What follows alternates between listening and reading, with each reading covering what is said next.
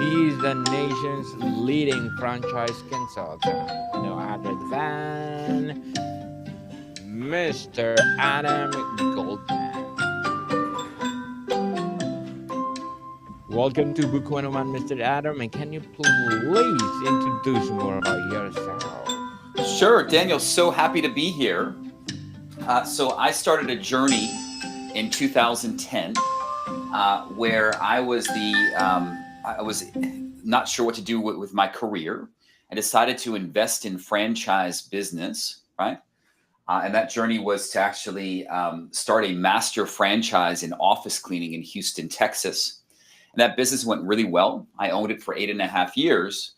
And something happened with that business in that positive, the person that owned the region next to mine decided that they wanted to expand and they gave me a really good offer. And I went ahead and decided to sell my business. It was an unsolicited offer. And then instead of being a franchise owner, I became a coaching consultant. I've been doing that for 8.5 years now.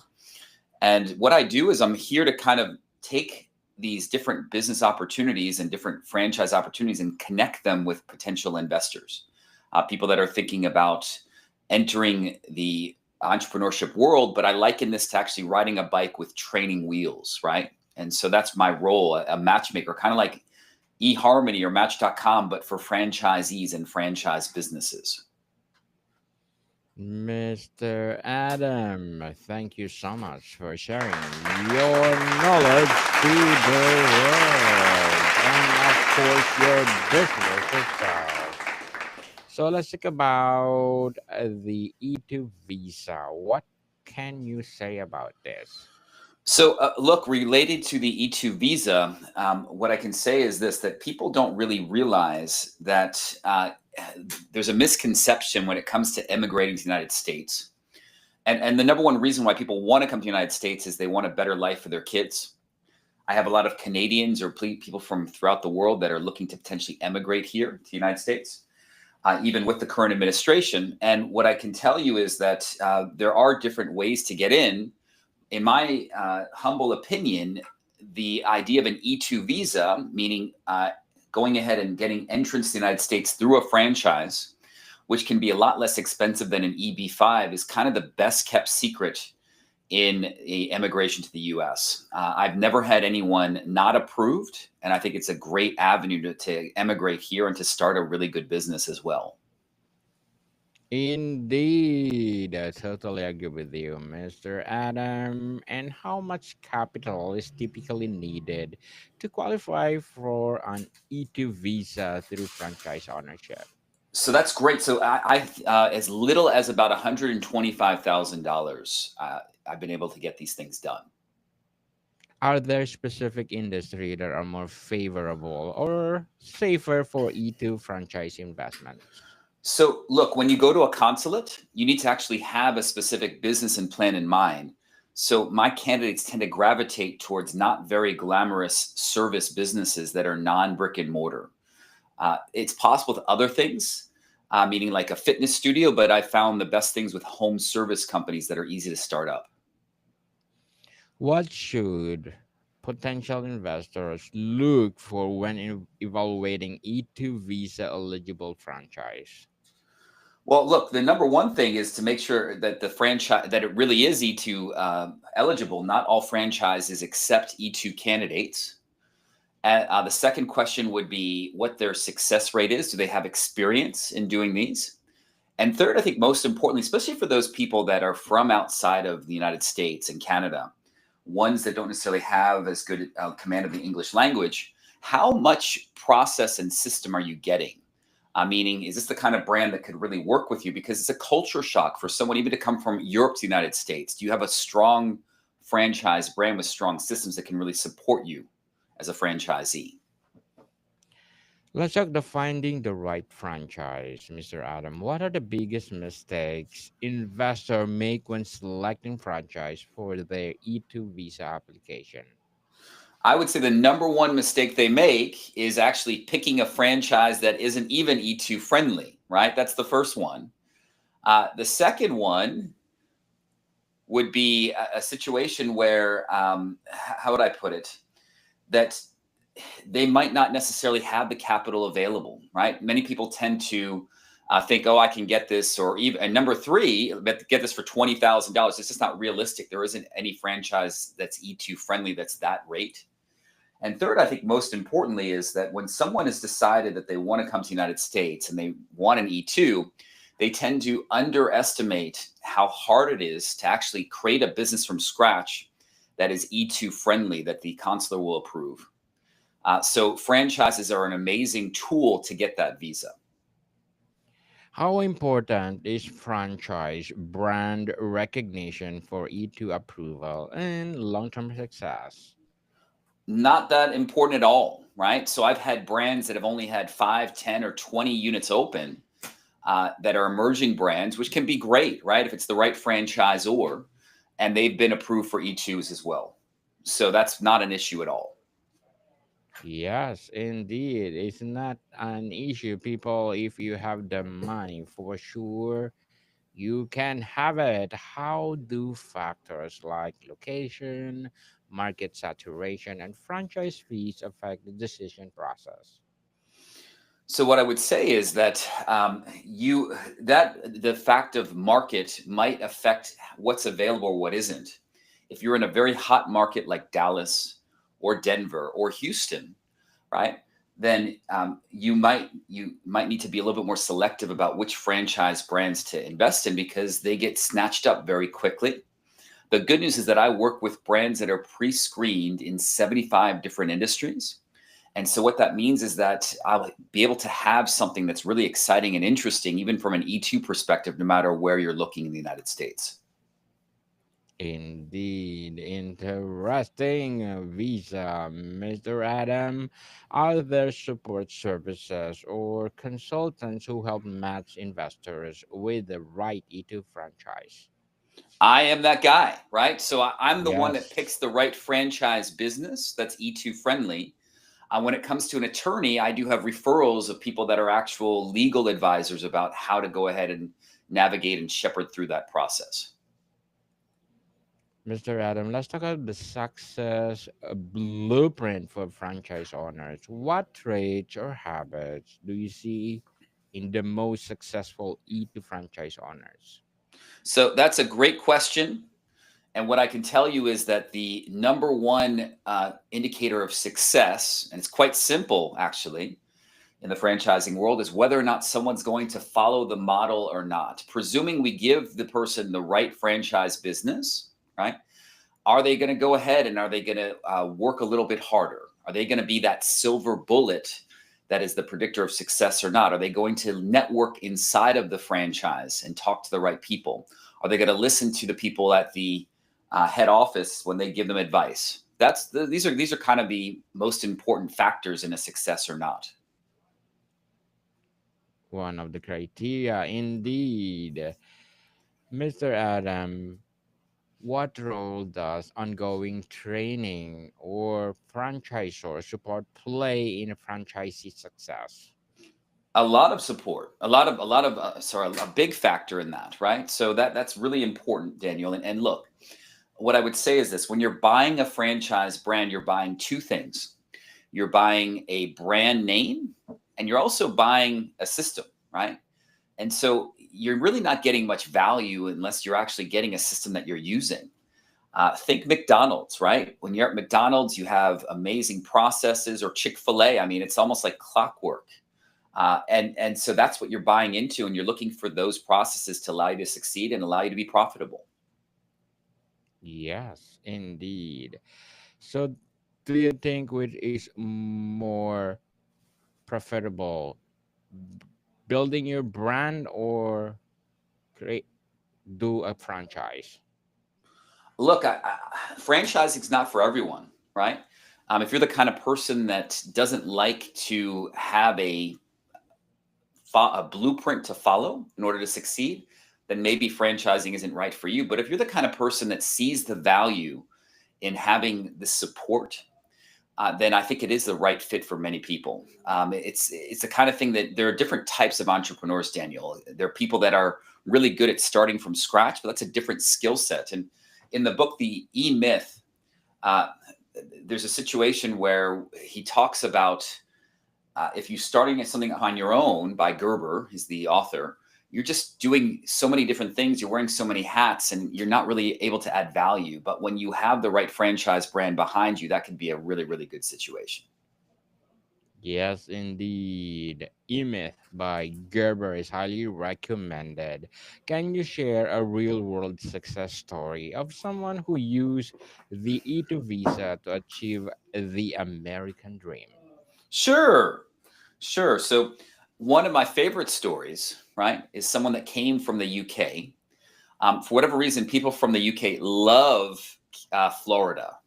There's a reason why there are all these nonstop flights from London to Florida. Maybe it's the weather, especially in the middle of the winter. And look, what they've done is they've decided to invest. I have a couple of stories like this. They decided to invest in service businesses that aren't very glamorous, and they're just kind of amazed and excited in that they're able to really scale these businesses. They're doing really, really well.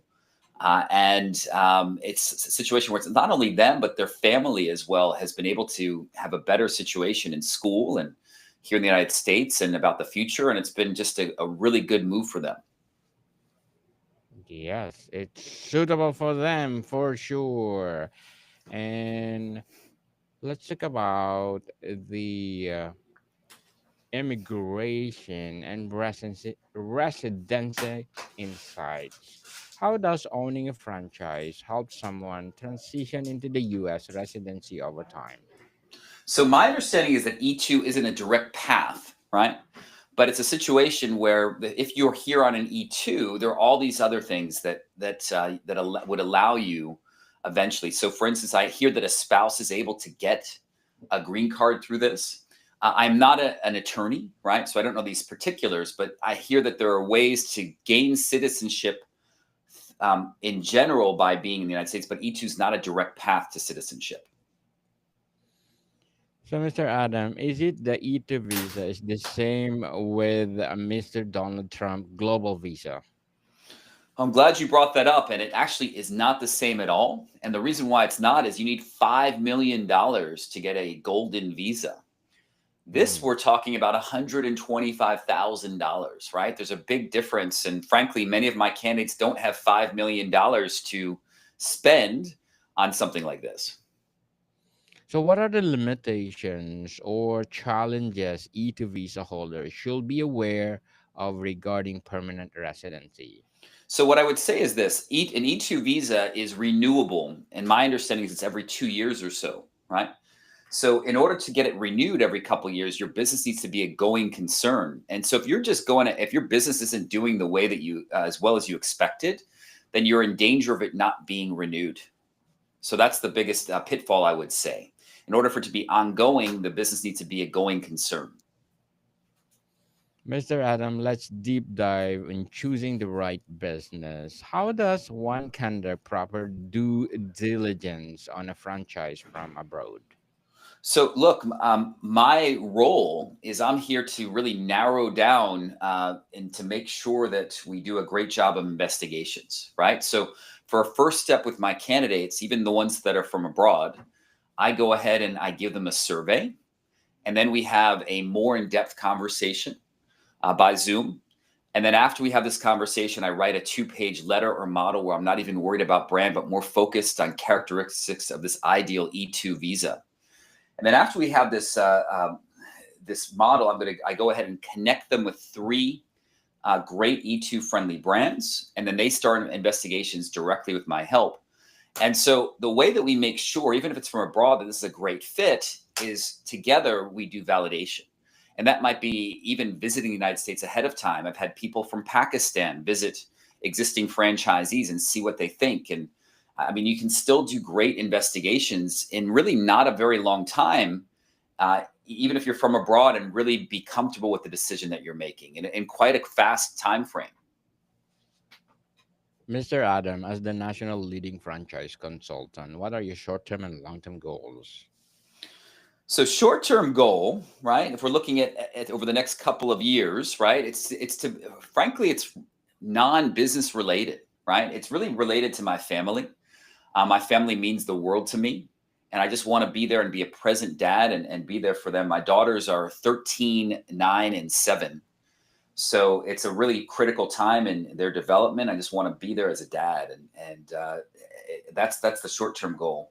Long-term goal, right?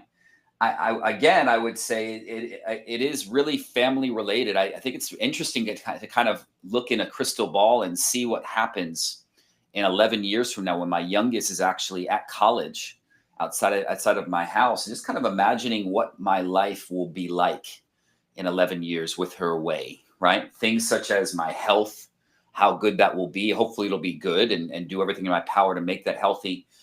What my goal, what kind of things I can do on a daily basis when I'm not as involved in parenting, meeting things such as, could I be a speaker that's going globally, that's a global speaker? I really enjoy public speaking. Could that be a hobby that I could, and more travel? So things like that on a long-term basis are interesting for me.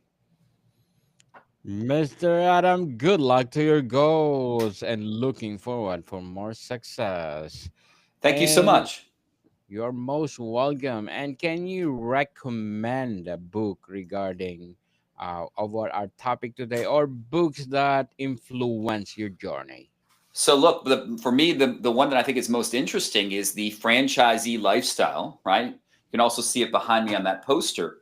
And what I would say is interesting about the franchisee lifestyle is that it's really debunking a misconception, Daniel. And that misconception is that if you invest in a franchise or an E2 friendly franchise, you're stuck being an owner operator in the back of McDonald's flipping hamburgers, right? The number one reason why people invest in franchises, even people that are from abroad, is it's because of freedom, right? It's about working on your own terms. It's about not being someone that works for an energy company that's in the Gulf of America, right? And there for 3 weeks per year, month, and missing their kids' games.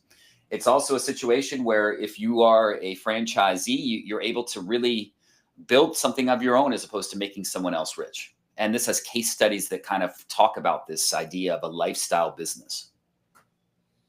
Indeed, Mr. Adam, I totally agree with you. Are there franchise types that tend to face more scrutiny or rejection from officials? So, as I mentioned, it's trickier to have a brick and mortar business. And the reason why, from an E2 perspective, that when you come and trying to get that visa approved, you have to have this business up and running. And so, if you're in, for instance, if you're investing in something like a McDonald's or a food restaurant, and you haven't even gone ahead and constructed it yet, and it's not open, and there's like a long time frame, many of my candidates are really on a tight timeline. It's trickier to get it approved than a service business that's simple, where your first client could be, if you have a maid service, someone raises their hand and say, "Hey, clean my house," and you have a truck and you're ready to go. Indeed. So, Mr. Adam, the E2 visa is more highly recommended than the global visa of Mr. Donald Trump. Absolutely, unless you have $5 million to piss away. Indeed, people, it's up to you to choose whether you like it or not if you have the money. So, Mr. Adam, before we wrap up our discussion for today, I'm inviting you to please do listen to my other podcast, people, because my abstract essay is already in fifth season, abstract poetry in second season, and book 101 review in fifth season as well, comedy 101 in second season, Food 101 in fifth season 2, Geography 101 and Love Letters are in third season, and my baby podcast, Mental Health 101, Movie 101 review and Music 101 in its fourth season, and Science 101 and Sex 101 in its first season. Please do listen to them wherever you listen your podcast. Mr. Adam, what final advice would you give someone overseas considering an E2 visa franchise path today? Give me a call. I offer free consultations. I promise to tell you if I don't think you're a fit for my free service as well. You can reach me at franchise franchisecoach.net, right? And or my other website, which is franchiseadam.com. And I'm happy to kind of tell you what's going on in my world and about the franchising world, and if you're fit for it. Yes, people, let's connect Mr. Adam Goldman, because if you connect with him, for sure you have the E2 visa will come. So, Mr. Adam, can you please invite our listeners to support your business itself? Yeah, again, as I mentioned, franchisecoach.net or franchisevisa.net. Go ahead and log on, and love to help you. Yes, people, like I said, let's support Mr. Adam Goldman, because if you support him, more and more and more empowering a business like this to come. So, Mr. Adam, thank you so much for your time. Thank you so much, Daniel. More to come, people. See you soon.